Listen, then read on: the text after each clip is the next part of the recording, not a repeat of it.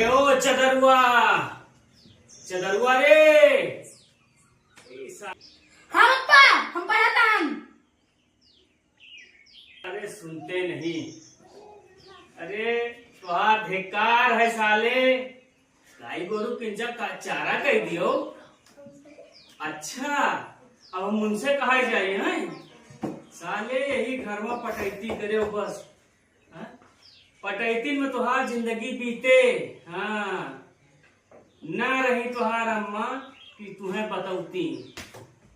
ये गिलास साले पानी नहीं देवार के हो, पानी नहीं देवार। रोज रोज से काम करवावत है, एक आध दिन रोज करवा लिया करो। ये सालन आज निकाह कैलनी है या एक दिन विद्यार्थी होता है, ये गिलास पानी न दे पाइयो साले क्यों। हाँ जान लियो तो बाप महतारी गए क्यों गया ना कह दी हो। एक जने वो हमका फलाने बता दे उनसे करा लिया करो। पढ़ लिख के तू जो ना कलेक्टर हो जाए, पढ़ो लिखो, बैठो बैठो सारे। अरे हीरा बेटा वाह, पानी तनी ले आओ बाबा। यकिया माँ छोड़ के गदहारा है।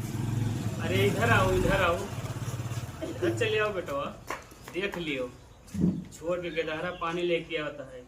जियो बेटवा, जुग जुग जियो, जियो जियो बेटवा जियो।